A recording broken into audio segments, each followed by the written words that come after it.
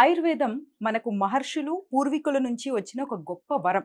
ఆయుర్వేదం అనేది ఒక వైద్యం కాదు, అది ఒక జీవన విధానం. అంటే ఆయుర్వేదం జబ్బుని పోగొట్టదు, నివారిస్తుంది. ముందుగానే మనని రక్షిస్తుంది, కాపాడుతుంది. మనకి ఎన్నో టెక్నాలజీస్ వచ్చాయి, అడ్వాన్స్ టెక్నాలజీస్. కానీ మనకి శరీరానికి ఎటువంటి సైడ్ ఎఫెక్ట్స్ లేకుండా రూట్ కాజ్ నుంచి నయం చేసేదే ఆయుర్వేదం. మరి ఆరోగ్యంగా ఉండడం అంటే రోగాలు లేకపోవడం కాదు, ఒకటి మానసికంగా, ప్రశాంతంగా, బ్యాలెన్స్డ్‌గా ఉండడం. సో, ఈ బ్యాలెన్స్ అనేది ఆయుర్వేదం ద్వారా మనం ఏ విధంగా తెచ్చుకోవచ్చు? అండ్ అట్లనే ప్రాచీన ఆయుర్వేదం ఇప్పటి మన మోడర్న్ లైఫ్ స్టైల్‌కి ఎలా కనెక్ట్ అవుతుంది? ఈ విషయాలన్నీ ఈరోజు మనం కార్యక్రమంలో ఈనాటి మన పాడ్‌కాస్ట్‌లో మాట్లాడుకుందాము. డాక్టర్ నాగేంద్ర బాబు గారు, chief physician, Shreeyam ayurvedic hospital from Guntur and Hyderabad. వారికి హైదరాబాద్‌లో కూడా బ్రాంచ్ ఉంది. ఓకే. సో, వారితో మాట్లాడదాము ముందుగా. Welcome to the show doctor గారు. థ్యాంక్ యూ అండి. సో, డాక్టర్ గారు, ప్రాచీనము ఆయుర్వేదం అని అంటూ ఉంటారు. అంటే వేదాల నుంచి వచ్చింది ఆయుర్వేదం అని అంటూ ఉంటారు. కానీ మన మోడర్న్ లైఫ్ స్టైల్‌కి అది అంతగా తగదు అని కొంతమందిలో భావన ఉంది. అసలు ఈ ఆయుర్వేదం ఏ విధంగా వర్క్ చేస్తుంది బాడీస్ మీద? వేదాలకి ఉపవేదం ఆయుర్వేదం అన్నది. అంటే 4 వేదాలు మనకు తెలిసినవే. అవును. ఆయుర్వేదాన్ని పంచమ వేదం అంటాం. ఓకే. 5వ వేదం. ఇప్పుడు వేదాలు ఎలా అయితే అనాదియో ప్లస్ ఆయుర్వేదం కూడా అనంతం. అనాది ప్లస్ అనంతం. అంటే మనుషులు ఉన్నంతకాలం ఎప్పటి నుంచి మొదలయ్యారో అప్పటి నుంచి దీని యొక్క విశిష్టత ఉంటుంది. ప్లస్ ఉండబోతుంది, ఎప్పటికైనా ఉండిద్ది. ఇది ఒక టైం వరకే ఉంది, ఒక టైంకి ఉండదు, అలా ఏం ఉండదు. ఇది అనంతంగా ఉంటుంది. కాకపోతే ఒక్కొక్క టైంలో ఒక్కొక్క విధంగా దీని యొక్క విశిష్టత మన శరీరానికి ఉంటుందన్నమాట. ఓకే. అది. మోడర్న్ ప్రాబ్లమ్స్ ఉన్నాయి. ఇప్పుడు ఫర్ సపోజ్ కరోనా వచ్చింది. అట్లానే మోడర్న్ ప్రాబ్లమ్స్ మనం చాలా సేపు కూర్చున్నా మనకి బ్యాక్ ఏక్ ఇవన్నీ వస్తూ ఉంటాయి. సయాటికా వస్తుంది. సో, వీటికి కూడా ఆయుర్వేదంలో మందులున్నాయా? మందులు, లైఫ్ స్టైల్ చేంజెస్. ఇప్పుడు అంటే ఆయుర్వేదంలో 2 భాగాలండి. ఓకే. ఒకటి యాక్చువల్ ఆయుర్వేదిక్‌లో మెయిన్ మాస్టర్ సింహభాగం ఏమిటి అంటే ప్రివెంటివ్. రైట్. ఆయుర్వేదం ఏం చెప్పిద్ది అంటే స్వస్థస్సు స్వస్థ రక్షణం అంటాం. అంటే ఏమిటి అంటే ఒక మనిషి యొక్క హెల్త్‌ని హెల్తీగా మెయింటైన్ చేయడం అన్నదే primary target. Okay. First target. దాని తర్వాతే ఒకవేళ ఏదైనా కారణం చేత డిసీజ్ అన్నది వస్తే ఆ డిసీజ్‌కి ట్రీట్మెంట్ అనేది సెకండరీ పార్ట్. ఓకే. అంటే ఇప్పుడు ఇది ఒక సైన్స్ ఆఫ్ లైఫ్ అంటాం. మీరు చెప్పారు ఇంట్రడక్షన్‌లో. ఆయుర్వేదం అంటే సైన్స్ ఆఫ్ లైఫ్. అంటే ఏం తినాలి, ఏం తినకూడదు, ఎలా ఉండాలి, ఏ సీజన్‌లో ఏం తినాలి ఎక్సెట్రా ప్రతి ఒక్కటి మెన్షన్ చేయబడి ఉంటుందన్నమాట. అట్లా ప్రివెంటివ్ ఆస్పెక్టే దీంట్లో మెయిన్ పార్ట్. మీరు సయాటికా అడిగారు. సయాటికాకి చాలా చక్కటి పరిష్కారం ఉంటుంది. మెడిసినే కాదు, life style changes, diet, exercise అన్నీ కలిపి. ఓకే. డాక్టర్ గారు, సయాటికాలోకి వెళ్లే ముందు చాలా మందికి ఆయుర్వేదం అనగానే మొదట గుర్తొచ్చేది వాత, పిత్త, కఫ దోషాల గురించి మాట్లాడుతూ ఉంటారు. సో, అంటే అది ఒక బాడీ టైప్ అన్నట్టు మాట్లాడతారు. ప్రకృతి అంటాం కదా. కరెక్ట్. సరే, అంటే అసలు వాత, పిత్త, కఫ దోషాలు అంటే ఏంటి? ఎవరికి ఆ ప్రకృతి ఉంటుంది అనేది మనం ఎలా గుర్తించవచ్చు? ఇంట్లో గుర్తించవచ్చా మనకి మనమే? కష్టం, గుర్తించడం కష్టం. అంటే చాలా బేసిక్ లాగా అనిపించింది కానీ కొంచెం డీప్ గానే ఉంటుంది. ఇప్పుడు ఆయుర్వేదం మొత్తం ఆ సైన్స్ మొత్తానికి అంటే మన హ్యూమన్ బాడీకి గాని మనం అప్లై చేసుకుంటే మూల స్తంభాలు త్రిదోషాలు అంటారు. వాత, పిత్త, కఫ త్రిదోషాలు. ఇప్పుడు ఏం చెప్తుందంటే ఆయుర్వేదము ఈ త్రిదోషాలు ఏవైతే ఉన్నాయో వీటిలో ఎప్పుడైతే ఇంబ్యాలెన్స్ వస్తుందో అది ఇంబ్యాలెన్స్ ఏదైతే ఉంటుందో సమతుల్యత కోల్పోవడం, దాన్ని డిసీజ్ అని అంటాం. ఎప్పుడైతే మళ్ళీ ఈ 3 దోషాల్లో బ్యాలెన్స్ అనేది వస్తుందో మళ్ళీ అది హెల్త్. వాత, పిత్త, కఫ ఇది ప్రతి ఒక్క మనిషిలోనూ ఉంటాయి. మీలో ఉంటుంది, నాలో ఉంటుంది, అందరిలోనూ ఉంటాయి ఈ 3 దోషాలు. ఈ 3 దోషాలు ఎప్పుడైతే వాటి యొక్క ఈక్విలిబ్రియం కొంచెం దెబ్బతింటుందో ఏదైనా కారణాల చేత అప్పుడు వ్యాధి అన్నది వస్తుంది. ఎప్పుడైతే మళ్ళీ సెటరేట్ అవుతుందో వ్యాధి తగ్గిపోతుంది. బేసిక్గా సింపుల్గా చెప్పాలంటే ఇంతే. మళ్ళీ వాతాల్లో 5 రకాల వాతాలు ఉంటాయి, పంచవాతాలు ఉంటాయి, పిత్తాలు 5 రకాలు ఉంటాయి, మళ్ళీ కఫాలు 5 రకాలు ఉంటాయి, సబ్ డివిజన్స్ చాలా ఉంటాయి.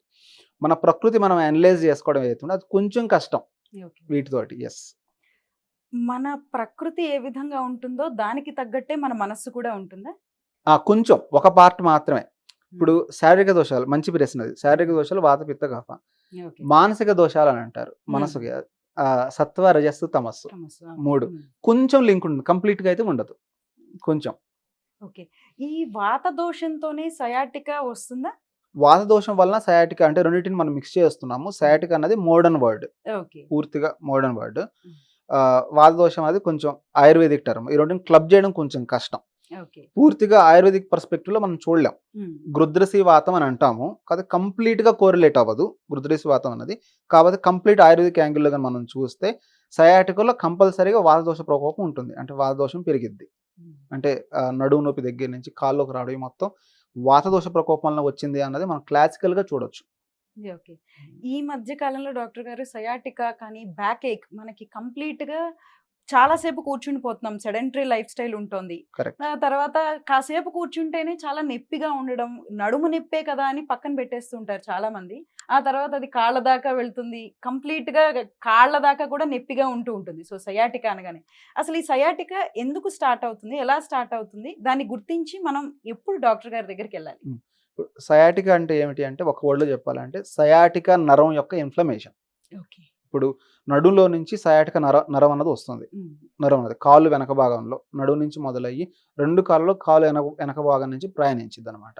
ఏదైనా కారణం చేత ఈ సయాటికా నరం ఒకవేళ ఒత్తిడికి లోనైతే, ఇప్పుడు ఒత్తిడికి లోనవడం అంటే వెన్నుముక్కలోనే కాదు, కింద హిప్స్ దగ్గర కూడా ఒత్తిడికి లోనైద్ది. థై మజిల్ దగ్గర ఒత్తిడికి లోనైద్ది. ఏదైనా కారణం చేత ఒత్తిడికి లోనైతే సయాటికా అన్నది వచ్చిద్ది. లక్షణాలు ఎలా ఉంటాయి? సింపుల్‌గా చెప్పాలంటే నడుము నొప్పి, నడుము నుంచి కాలులో జాలుగా వచ్చే నొప్పి.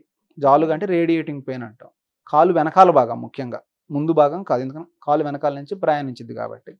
జాలుగా వచ్చే నొప్పి. దాంతో పాటు తిమ్మిరి రావడం. 2 కాళ్ళు కాదు, ఒక్క కాలే వచ్చిద్ది సహజంగా తిమ్మిరి. కుడి కాలు లేదంటే ఎడమ కాలు. రేర్‌గానే 2 కాళ్ళకి ఒకేసారి వస్తది. ప్లస్ లక్షణాలు ఎలా ఉంటాయి అంటే ఎక్కువసేపు నడవలేకపోవడం. అంటే ఒక 2, 3 నిమిషాలు నడిచేసరికి పెయిన్ పెరగడం. జాలుగా వచ్చే నొప్పి. మళ్ళీ కూర్చున్న వెంటనే కొంచెం రిలాక్స్ అవ్వడం. మళ్ళీ నడించేది మళ్ళీ పెయిన్ రావడం. లేదా ఎక్కువసేపు నుంచున్నా పెయిన్ రావడం. ఇలా మిక్స్చర్ ఆఫ్ సింప్టమ్స్ ఉంటాయి. సయాటికా అన్నది ఒక సింప్టమ్, డిసీజ్ కాదు, గుర్తుపెట్టుకోండి. చాలా డిసీజెస్‌లో దీని ఒక సింప్టమ్‌గా ఉంటుంది. సయాటికా రావడానికి చాలా కారణాలు ఉన్నాయి. డిస్క్ అందరూ ఏమనుకుంటారంటే నడుములో డిస్క్ పక్క రావడం వల్ల సయాటికా వస్తది అనుకుంటారు. అదొక్కటే కారణం కాదు. నడుములో డిస్క్ పక్క రావడం వల్ల వస్తుంది. పైరిఫార్మి సిండ్రోమ్ అని ఇంకోటి ఉంటుంది. అంటే ఇక్కడ ఈ మజిల్స్ స్టిఫ్‌నెస్ రావడం వల్ల వస్తుంది. ఇట్లా తర్వాత రెట్రోలిసిస్ అని ఇంకోటి ఉంటుంది. చాలా కారణాల్లో ఈ సయాటికా నరం ఒత్తిడికి లోనైనప్పుడు సయాటికా వచ్చేది. డిస్క్ ప్రాబ్లం ఒక్కటే కారణం కాదు. ఓకే. డాక్టర్ గారు అసలు సయాటికా అనేది ఇది వరకు అంటే మన అమ్మమ్మలు వాళ్ళ జనరేషన్‌లో ఉన్నదా? ఇప్పుడు ఎక్కువైనది అని ఏదైనా ఉన్నదా? డెఫినెట్‌లీ ఉంది. ఇప్పుడు ఎక్కువైంది. 2 నిజాలే. 2 నిజాలే. ఎందుకంటే సయాటికా నడుములో ఎముకల అరుగుదల వల్ల కూడా సయాటికా వచ్చింది. ఇప్పుడు సహజంగా ఏజ్‌తో పాటు అంటే ఇప్పుడు 40, 50 వయసు, 60 వయసుకి డీజనరేషన్ అనేది స్టార్ట్ అయ్యిద్ది. పాత రోజుల్లో డీజనరేషన్స్ ఉండేవి చాలా కామన్. వాళ్ళలో కూడా సయాటికా 100% ఉంది. కానీ ఇప్పుడు పెరగడానికి ఎక్కువ కారణం ఏమిటి అంటే ఒకటి సెడెంటరీ లైఫ్ స్టైల్. ఒబేసిటీ గాని ఉంచడం. ఇంకోటి జర్నీస్. చాలా ఫ్రీక్వెంట్ జర్నీస్. రోజు అవర్స్ టుగెదర్ జర్నీ చేయడం, గతుకుల రోడ్లో వెళ్ళడం, స్పీడ్ బ్రేకర్స్ అన్నిటికీ అది ఒత్తిడికి లోనవడం నడుము దగ్గర. ఇది కూడా ఒక కారణం. ఓకే. సయాటికాకి మనకి ఆయుర్వేదంలో ఎటువంటి ట్రీట్మెంట్స్ ఉంటాయి? ఆయుర్వేదం అని కాదు, నేను జనరల్‌గా చెప్తాను. సయాటికాకి ముఖ్యమైన ట్రీట్మెంట్ 2 ఏమిటి అంటే మంచి nutrition, 2 exercise. Yes. Movement is medicine అని అంటాను నేను. మూవ్‌మెంట్ ఈజ్ మెడిసిన్ అంటే కదలిక, మనిషి యొక్క ప్రాపర్ కదలికే మందు. లోపలికి తీసుకోవాల్సిన అవసరమే లేకుండా ఓన్లీ మూవ్‌మెంట్ ద్వారా కూడా సయాటికాని తగ్గించుకోవచ్చు. ఇప్పుడు అక్యూట్ సయాటికా వచ్చిందండి ఒక పేషెంట్. అక్యూట్ అంటే ఏమిటంటే తీవ్రమైన నొప్పితో వచ్చారు. కొద్ది రోజులు రెస్ట్. సహజంగా ఫస్ట్ రెస్ట్‌తో పాటు వాళ్ళకి న్యూట్రిషియస్ ఫుడ్ ద్వారా అందించలేని క్రమంలో మెడిసిన్ అంటే సపోజ్ కంపల్సరీ సయాటికాలో B12 అన్నది అవసరం. విటమిన్ B12 తగ్గినప్పుడు ఈ నరం ఎక్కువ ఇరిటేట్ అయ్యిద్ది, లేదంటే ఇబ్బందికి గురయ్యిద్ది. అందుకని B12 ఇవ్వాలి. ఇప్పుడు సపోజ్ పేషెంట్ కంప్లీట్‌గా వెజిటేరియన్‌కి B12 అందడం కొంచెం కష్టం. అందుకని వాళ్ళకి B12 టాబ్లెట్ రూపంలో అందిస్తాం. ఇట్లా మెయిన్ వాళ్ళ స్ట్రెంగ్త్ అంటే B12, calcium, D3, మజిల్‌కి protein control. అంటే బాడీకి అందాల్సిన పోషకాలన్నీ అందించటం రెస్ట్ తర్వాత. దాని తర్వాత ఎక్సర్సైజ్. ఈ మధ్యలో ఏమిటంటే థెరపీ అనేది ఒకటి ఉంటుంది. ఆయుర్వేదిక్ థెరపీ కావచ్చు, ఫిజియోథెరపీ కావచ్చు, ఏదైనా ఒక థెరపీ. ఏది ఆ పెయిన్ తగ్గించడం కోసం. పెయిన్ ఒకసారి తగ్గిపోయాక ఎక్సర్సైజ్ ఎప్పుడు అంటే మళ్ళీ లైఫ్లో రిపీట్ అవ్వకుండా ఉండాలి అంటే ఎక్సర్సైజే కీలకం. అంటే సపోజ్ మీకు సయాటికా ఉంది ఫర్ సపోజ్, మీకు ఒక వారంలోనో 2 వారాల్లో నొప్పి తగ్గించే బాధ్యత నాది, తగ్గించేస్తాం. కానీ ఒక్కసారి నొప్పి తగ్గిపోయాక అది రిపీట్ అవ్వకుండా ఉండాలంటే అది మీ చేతిలో ఉంటుంది. ఓకే. మా చేతిలో ఉండదు. ఏముంటుంది అంటే న్యూట్రిషియస్ ఫుడ్ తీసుకోవడము, రెగ్యులర్గా కోర్ స్ట్రెంత్ ఎక్సర్సైజ్ పెంచుకోవడం. అంటే ఎక్సర్సైజ్ అంటే జస్ట్ వాకింగ్ చేసి ఎక్సర్సైజ్ చేసాను అనుకోవడం కాదు. స్ట్రెంథనింగ్ ఎక్సర్సైజ్ కొన్ని ఉంటాయి. ఓకే. అంటే మజిల్స్లో స్ట్రెంత్ పెంచే ఎక్సర్సైజ్లు అంటే ప్రాపర్గా చేయాలి, మళ్ళీ ఎక్సెస్గా బరువు ఎత్తడం కాదు. ఈ కోర్ స్ట్రెంత్ కనుక పెంచుకుంటే సయాటికా రిపీట్ అవ్వకుండా ఉంటుంది. ఎస్. ఓకే. అయితే ఇది ఒక మిత్తో కాదో మీరు చెప్పాలి డాక్టర్ గారు. అంటే జనాభాలో 60-70% మందికి ఖచ్చితంగా సయాటికా అనేది వచ్చి వెళ్ళిపోతూ ఉంటుంది జీవితంలో ఒకసారి అన్నది నేను విన్నాను. మిత్తు కాదు, నిజమేనా? నిజం. హ్మ్. నిజం. ప్రతి ఒక్క దాదాపుగా 10లో 7గురికి 100లో 70 మందికి డెఫినెట్‌గా వాళ్ళ లైఫ్‌లో, నేనైతే దాదాపు అందరికనే చెప్తాను. ఓకే. హిడెన్‌గా వచ్చి వెళ్ళిపోయేది. ఇప్పుడు సపోజ్ చాలా మంది నడుము నొప్పి అని వదిలేస్తుంటారు కొన్నిసార్లు. కొన్నిసార్లు అది సయాటికా అయి ఉండొచ్చు. కానీ రైట్. ఆటోమేటిక్‌గా తగ్గిపోవచ్చు అది. 6 మంత్స్‌కో 1 ఇయర్‌కో ఆటోమేటిక్‌గా వచ్చి తగ్గిపోయే అవకాశం కూడా ఉంటుంది హ్మ్. వాళ్ళకి. ఇట్లా వెళ్తూ ఉంటుంది. ఓకే. ఓకే. డాక్టర్ గారు మీరు చెప్పినట్టు ఇప్పుడు కోర్ స్ట్రెంత్ పెంచుకోవడం కోసం ఎక్సర్సైజెస్ చేయడానికి జిమ్‌కి వెళ్తారు. సో జిమ్‌లో కూడా ఏదన్నా తప్పుగా ఎక్సర్సైజ్ చేస్తే అప్పుడు కూడా నార్మల్లీ సయాటికా పెరిగే అవకాశం ఉంటుందా? సయాటికా పెరిగే అవకాశం కాదు. హ్మ్. చాలా సార్లు అని చెప్పనులేండి. కానీ సర్టెన్ పర్సెంటేజ్ ఆఫ్ ది పాపులేషన్‌లో హ్మ్. జిమ్ మూల కారణం కూడా. జిమ్ చేయడం ఒకటే కాదు, జిమ్‌ని తప్పుగా చేయడం కరెక్ట్. మిస్టేక్. అంటే సరైన గైడెన్స్ లేకుండా, ప్రాపర్ ట్రైనర్ లేకుండా చాలామంది పేషెంట్స్ నా దగ్గరకు యంగ్ పాపులేషన్ ముఖ్యంగా 20-30 మధ్యలో వచ్చే వాళ్ళల్లో జిమ్ స్టార్ట్ చేసిన వాళ్ళు చాలామంది ఉంటారు. ఏమిటి అంటే డెడ్ లిఫ్ట్స్ చేస్తుంటారు, కింద నుంచి బరువులు మోయడం ఎక్సెట్రా ఏవైతే ఉంటాయో.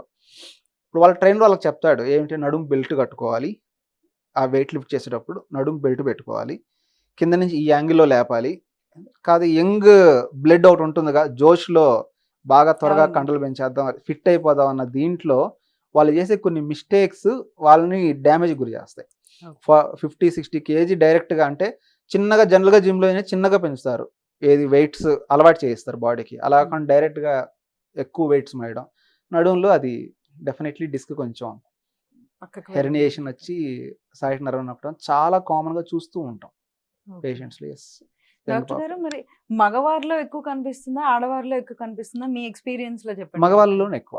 ఎందుకని? మేబీ లైఫ్ స్టైల్ అయి ఉండొచ్చు హ్మ్. ఒకటి. అంటే ఎక్సెస్ లేబర్ వర్క్ ఏదైతే ఉంటుందో, అంటే ఎక్కువ బరువులతో ఫిజికల్ స్ట్రెంగ్త్తో కూడుకున్న వర్క్ ఏదైతే ఉంటుందో అది మగవాళ్ళు చేస్తారు జనరల్గా. అంటే ఆడవాళ్ళు చేయరు అని కాదు, సర్టన్ పాపులేషన్ ఆడవాళ్ళే చేస్తారు. అంటే కొన్ని వ్యాధులు ఆడవాళ్ళలో ఎక్కువ కనిపిస్తాయండి, కొన్ని వ్యాధులు మగవాళ్ళలో ఎక్కువ కనిపిస్తాయి. సయాటికా సహజంగా మగవాళ్ళలో కనిపించేది. హ్మ్. మైగ్రేన్ ఉంది, ఆడవాళ్ళలో ఎక్కువ కనిపించింది అవును. మైగ్రేన్. సయాటికా జనరల్గా మగవాళ్ళలో ఎక్కువ కనిపించింది. ఓకే.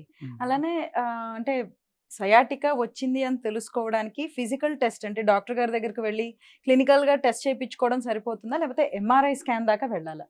అది డాక్టర్ డిసైడ్ చేస్తారు ఎట్టి పరిస్థితుల్లో, పేషెంట్ డిసైడ్ చేయాల్సిన అవసరం ఉండదు సహజంగా. ఓకే. ఇప్పుడు 95% 99% ఎంఆర్ఐ అవసరం ఉండదు ఏది సయాటికా ఉంది అని తెలుసుకోవడానికి. ఓకే. సింపుల్ ఫిజికల్ ఎగ్జామినేషన్స్ ఉంటాయి. లక్షణాలు ఒక పార్ట్, అంటే పేషెంట్ చెప్పేవి లక్షణాలు. ఓకే. తర్వాత సైన్స్, సిమ్టమ్స్. సైన్స్ కొన్ని ఉంటాయి, అంటే మేము ఎగ్జామిన్ చేస్తాం, పడుకోబెట్టి కాలు లేపడము, ఒక యాంగిల్ దగ్గర ప్రెషర్ ఇవ్వడము, ఇట్లా కొన్ని ఎక్సర్సైజ్ చేపిస్తాం, కొన్ని ఎగ్జామినేషన్స్. ఆ ఎగ్జామినేషన్స్లోనే 95-99% తెలిసిపోయింది ఓకే. సయాటికానా కాదన్నది. ఎంఆర్ఐ అనేది very rare, okay. Very rare. అంటే కంపల్సరీ అయితేనే. జనరల్గా ఆయుర్వేదిక్ డాక్టర్స్గా మా దగ్గరికి వచ్చేటప్పటికి సహజంగా ఎంఆర్ఐ ఫిల్మ్స్తోనే వస్తారు.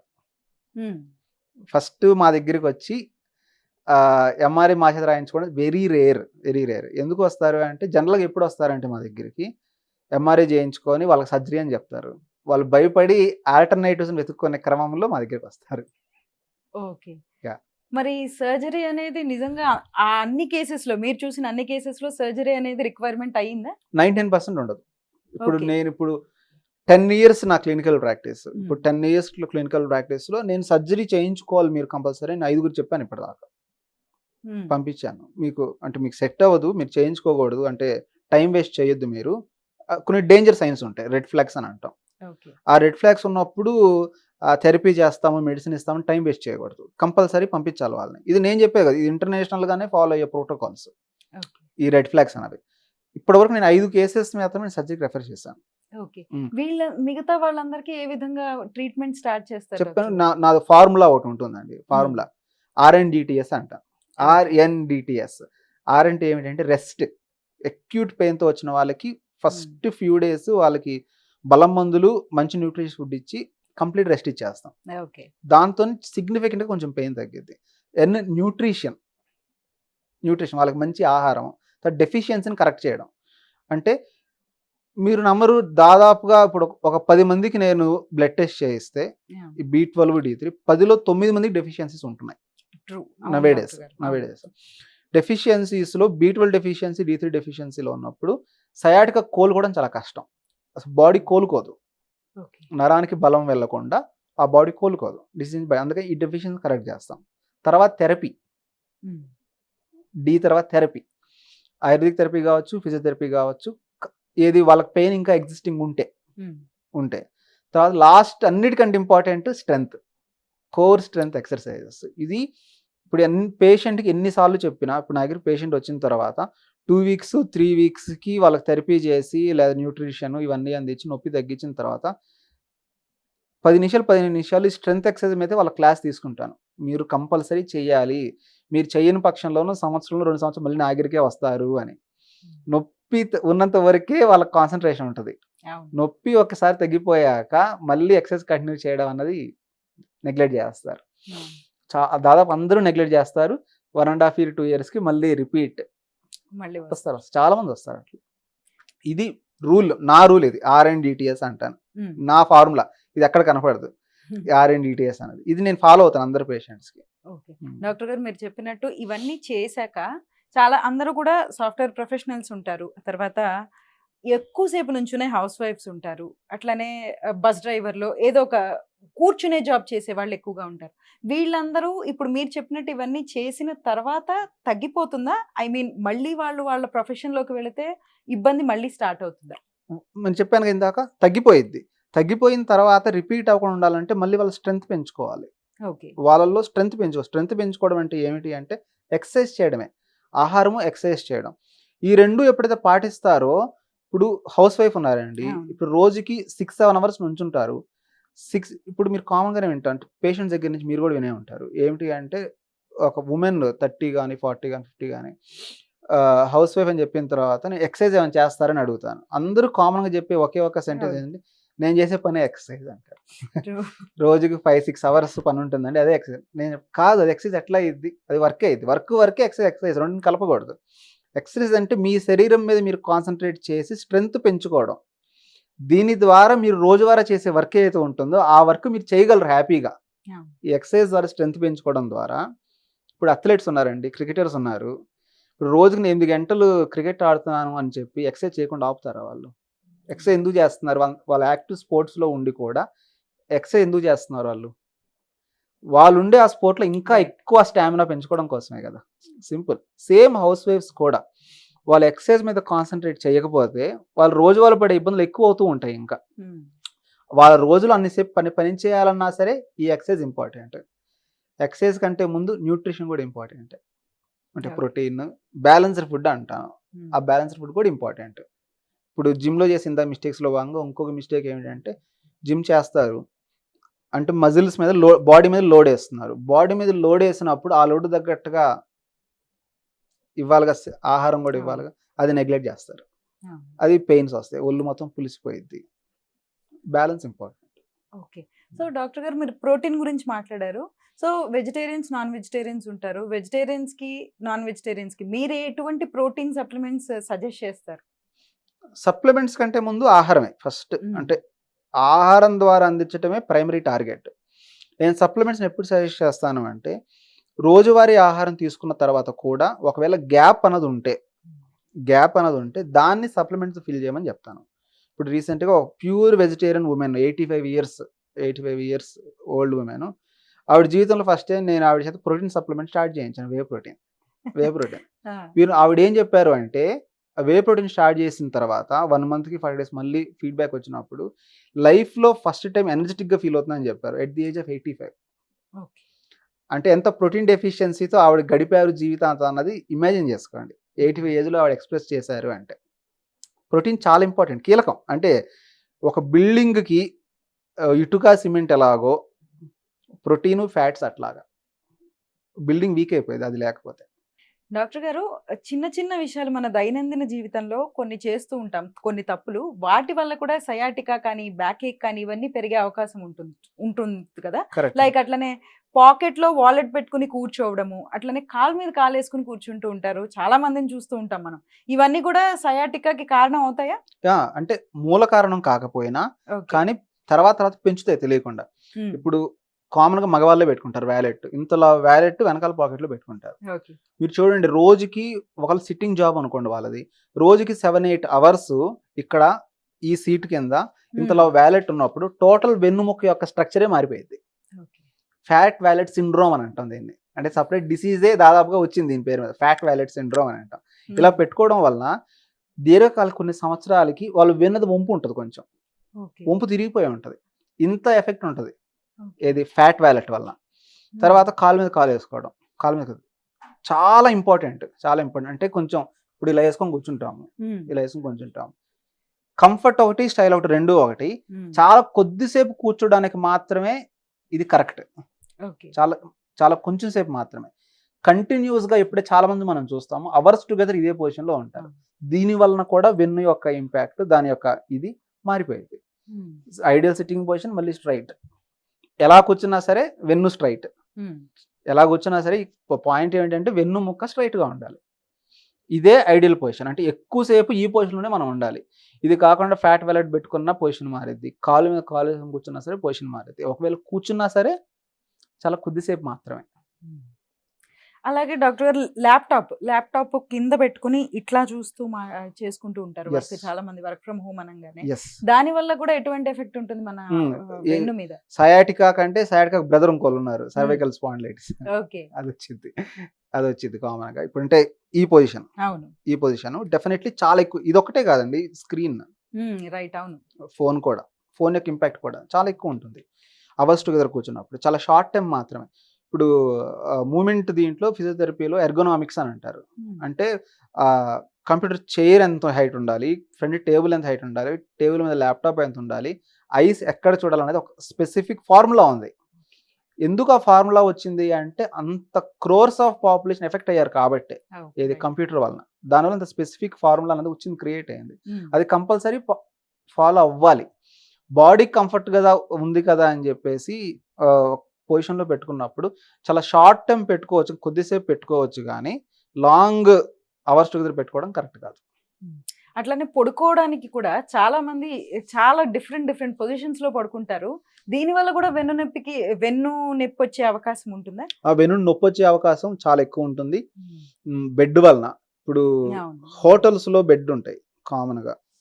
అంటే కూర్చోగానే మెత్తగా లోపలికి అస్సలు పడుకోకూడదు. అలాంటి బెడ్స్ మనం అస్సలు ఆప్ట్ చేసుకోకూడదు. నేను నా పేషెంట్స్కి ఏం చెప్తానంటే, అంటే సయాటిక్ వచ్చిన వాళ్ళకి ఏదో చెప్తానో అదే జనరల్కి కూడా.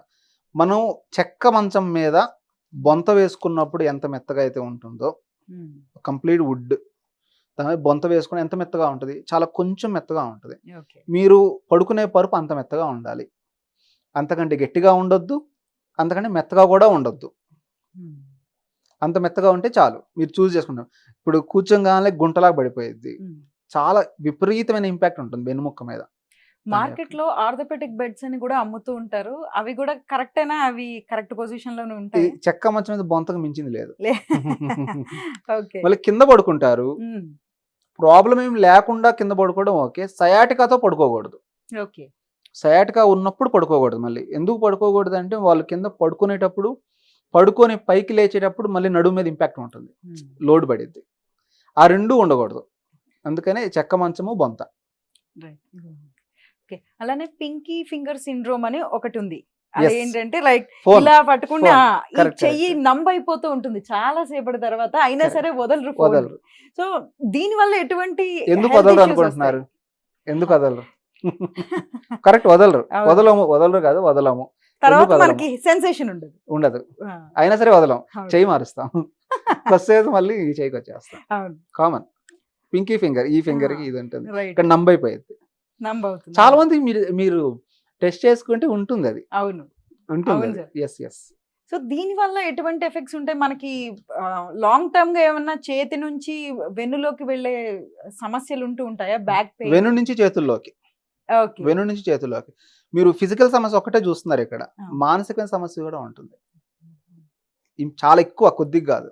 అంటే ఒకటి సర్వికల్ స్పాండిలైటిస్. ఇప్పుడు ఇప్పుడు ఈ చెయ్యి తిమ్మిరొస్తుంది అంటే అర్థం ఏమిటి అంటే, ఒకటి సర్క్యులేషన్ సరిగా అవ్వట్లేదు, లేదు నర్వ్ ఇంపాక్ట్ కూడా ఉంది. రెండు, మనం నిద్రపోయినప్పుడు చెయ్యి ఇట్లా పెట్టుకొని పడుకున్నప్పుడు తిమ్మిరెక్కింది. అది ఎందుకు ఎక్కింది అంటే సర్క్యులేషన్ కొంచెం తగ్గి ఎక్కింది. అలా కాకుండా నార్మల్గా ఉన్నప్పుడు కూడా తిమ్మిరెక్కుతుంది అంటే నర్వ్ ఇంపాక్ట్ అవుతుందని అర్థం. నర్వ్ ఇంపాక్ట్ ఒకటి, దానికి ఆహారం పోషకం అందట్లేదు, లేదంటే ఇక్కడ లోడ్ పడుతుందని కూడా అర్థం. రెండు కారణాలు. Yes, huge impact. చిన్న వాటి నుంచి చాలా పెద్ద ఇంపాక్ట్ అనేది ఉంటుంది. Thank you so much doctor. Thank you అండి. Thank you. సో ఇది ఈనాటి మన ఎపిసోడ్. మరొక ఎపిసోడ్తో మరిన్ని ఇంట్రెస్టింగ్ విషయాలతో మరొక పాడ్కాస్ట్లో మళ్ళీ కలుద్దాం. అంతవరకు సెలవు. నమస్కారం.